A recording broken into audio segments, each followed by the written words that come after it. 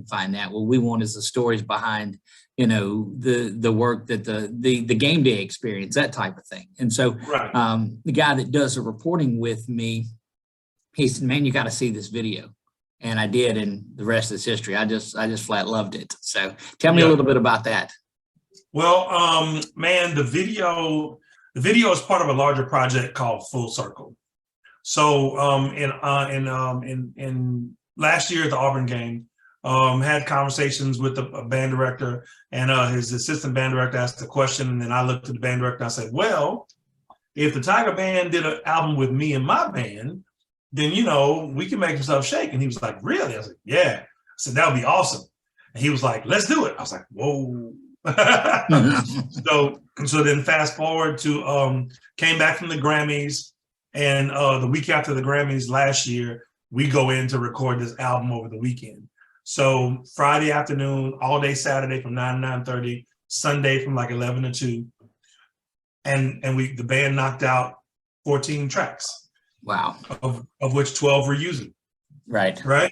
And in 2007, I had recorded the chant song. I just called it LSU back in the day, and I had another rapper on that, Blue the Kid. He was on there rapping with me. We were working at Billy Navarre at the time here in Lake Charles. And I brought him on to do it, and we released it for the championship in 07. And it did pretty good. And like, if you go around, people are still playing it around the tailgates like now. But I was like, I told Doc, I said, Doc, when we do this album, you know I'm gonna do that song, right? He was like, yeah, I know. I said, okay, just want to make sure you knew. And so when we put it on there, that's obviously the single that we came out with, because, you know, Zydeco, you know, what I do is called Creole Rock and Soul. That's lovely and that's beautiful. But to catch everybody at LSU, we got to go with that chant song first. That's correct. You know? So we went with that chant song first, and I pushed and pushed. We recorded over like about 7 or 8 days to make sure, no, about 6 days. So, and we had a whole bunch of content to put that video together, and we put it together. Then we had to send it to LSU to get it approved. And they told us about some legal stuff we had to take out. And then this is the final product. We got it. I got it uploaded finally Friday at 5:30. And so Saturday morning, whenever I drove to Baton Rouge from Lake Charles, got to Baton Rouge, walking across campus, people are stopping me. Man, I love the video. So I was like, and so you just posted it, right? Just like literally from 5:30 to say to 1:00 p.m. there was like 40,000 views, right? And on Facebook, and like about 5,000 on YouTube. And it's been growing ever since, man. I got in the game. People up there in the game were like, "Yo, I saw the video." And so then I said, look, what this album needs is for us to beat Alabama. I feel good about it. I'm gonna go to the game so I can be there. And I went to the game and we won. And man, Sean Ardoin, Creole Rock and Soul, the Golden Band from Tigerland, and Cupid. Hey, talking about LSU. Cupid. Let's go. LSU, say LSU. LSU. Go Tigers. Hey, that LSU say, hey. Go Tigers. Come on. Hey. LSU. Cupid. Hey.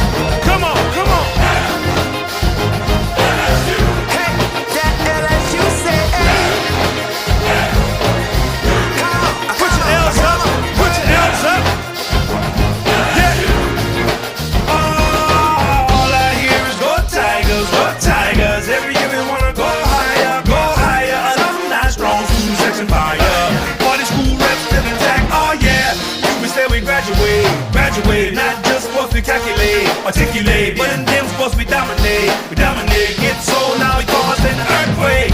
If you've been to Baton Rouge, then you know. Death Valley, P-Back, the box of burning more. We tailgate, feel the seats and scream go. Don't care if it's football or tic-tac-toe. Creole rockin' soul and Sean Ardoin. That golden band from Tigerland is keeping us rockin' in the stadium. With the dance, go, Tiger! Come on, put your nails up. Everybody put your nails up. Come on. LSU, say LSU.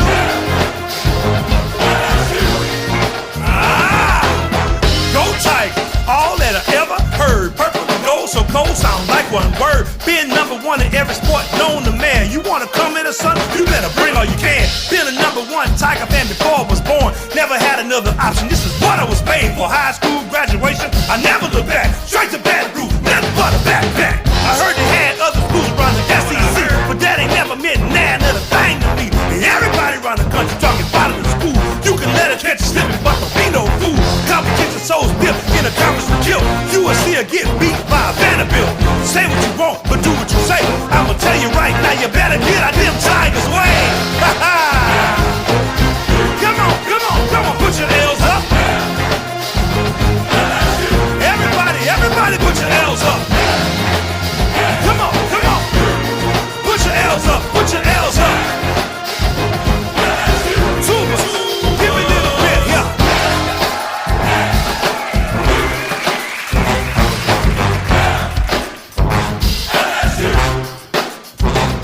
Keep it going, come on. Come on. LSU. Put your L's up, somebody scream.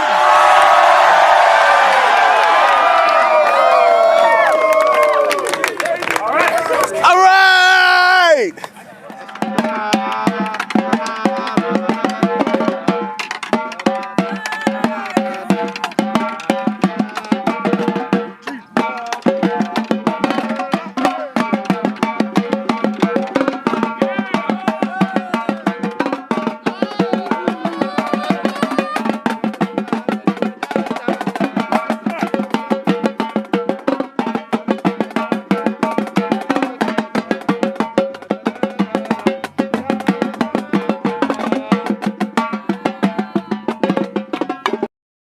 The band is so masterful in their performances of everything that they do. You know, we were able to see them come up the hill, and that's an experience that you have to see if you're coming to LSU.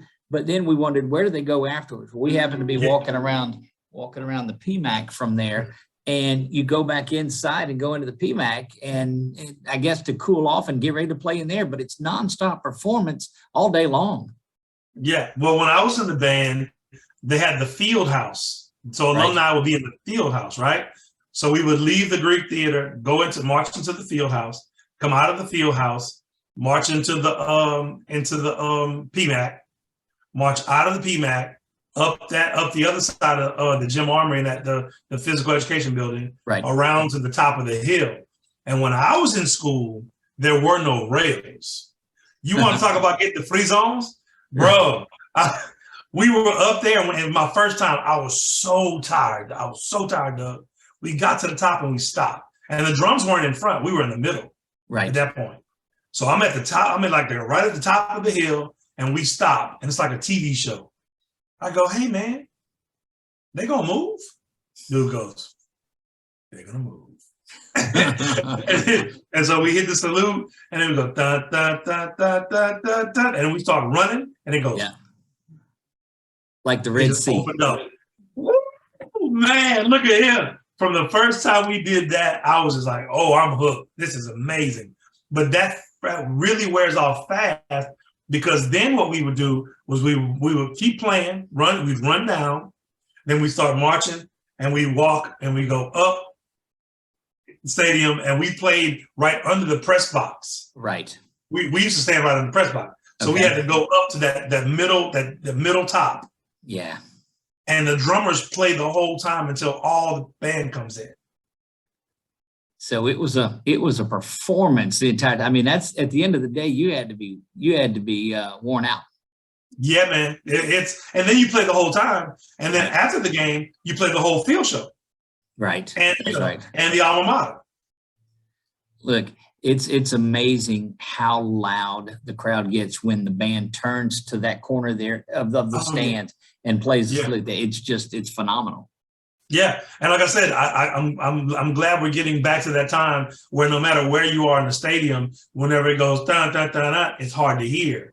Correct. It gets extra loud whenever they point in that direction. But and we videoed some of it to put up on our YouTube page, and even on that, if they're not facing where you're at, you don't hear it. It's just all you hear is. Yep. Look, yeah, and that's when we're from our spot in the press box where we're at, I'll have people text me. They were texting me during the Tennessee game, and they said, does it look as bad from up there as it does on TV? I said, we all get the benefit of the commercials. I have to listen to Rocky Top this entire time. And so they just, you guys, the bands just don't stop playing, and it's so great. You go back to that Southern game that they played. Once halftime was over with and they watched the band from Southern play and the Tiger band, everybody left. Yeah. It was all about the band that game. You said since the Ole Miss game and the Alabama game, it's been louder. Going back to Tennessee prior to that, when everybody was gone at halftime, to how loud it was for Ole Miss and how loud it was for Alabama. We were down on the field at the very last of it, and I don't see how Bryce Young could hear. It's so loud down there. Have you seen the crowd like that in a while? I haven't, man. See, that's the thing. When I was at LSU, because I haven't been to a game at LSU. Well, this was one of them, but I haven't been to a game at LSU in which we were as loud, in my opinion, as they were when I was there. Right. In the late 80s, like say 87 to 91, 92, man, for pregame, and it was just 80-something thousand at that point. Right. For pregame, it was ridiculous. I would tell people that story. It's like, I was in the band, but I played drums, the four drums, the quads. So I didn't march pregame because I played quads. Right. And there were always people subs before me before it got to me. So anyway, I was a little bit salty about that, but I got over it. But we were in the stands, right? And so when they would go, dun, dun, dun, dun. From that point on, you literally could not talk to the person next to you, right? Because it was that loud, right? And so I brought that experience with me about 20 years ago when I got married to my wife, about 18, 20 years ago, and I took her to an Alabama game, and it wasn't the same. It's like, I guess the success that we started having or something, people wasn't as like, but this game, that was the loud that I remember.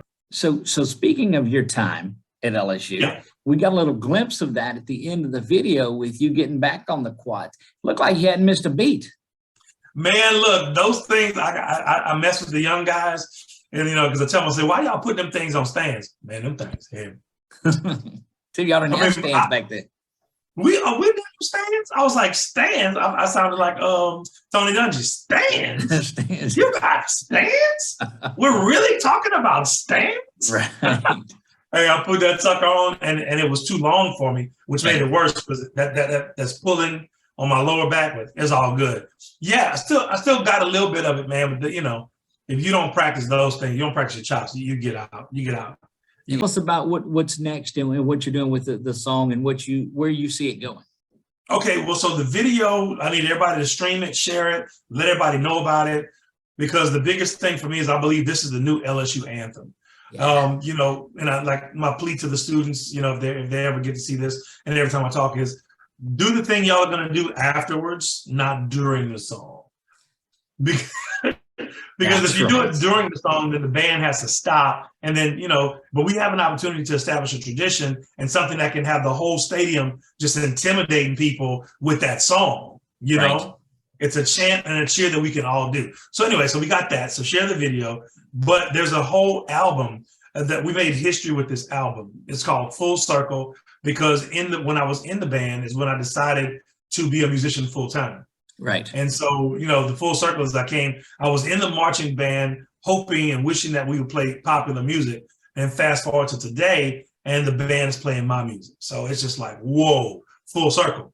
So we have the album. It's got 12 tracks on it. Got the Star Spangled Banner on it. Got this song, and the band is doing my music with me and my band. It's historic because that's never been a full partnership between artist and band in the music industry, period. Look, we're looking forward to it. Where can folks find that? They can go on SeanArdoin.com, SeanArdoin.com. But wait, there's more. So you said you were in the car business for a while. Yeah, right? And I ran for mayor of Lake Charles. Right. So you know, I was 26 years in the car business myself. So there you go. Well, there you go. There you go. Yeah, man. So, you know, between politics and selling cars and promoting myself as a musician, look, I ain't got no shame in me. That's right. So we're selling, we're taking pre-orders now for a double purple and gold commemorative vinyl album. Each disc is going to be purple and gold. Sweet. And 15% of that goes back to the band. So if y'all love the band, y'all love them, everybody get the vinyl so we can give back to the band and actually get something, you know, tangible in return. Even if you don't have a turntable, everybody's collecting them these days. It seems like the thing to do, which is why I started selling the vinyl. But just even if you don't have a record player, man, you put that thing, especially after we win like the SEC or the national championship. When we win it in Atlanta, that's right. Yeah, you put that thing in a glass. Well, we're going to put a link to it down below this video on here where people can go to SeanArdoin.com and they can check that out. Matter of fact, when we wrap this up, I'm going to go on and I'm going to pre-order one myself and don't even have a record player, but we're going to certainly do that, Sean. And we appreciate you taking. Right, you don't have it, but you put them out. So what we're going to do then is we'll do that, and we're going to promote this to our fullest and get it out onto our YouTube and all of our social media. So Sean, again, we appreciate you taking time to sit down with us. I know you've got a trip to get away to. Good luck with all of that, and safe travels tonight. And we look to talk to you soon. Thank you so much, Doug. I appreciate it. All right, there you go. Go Tide.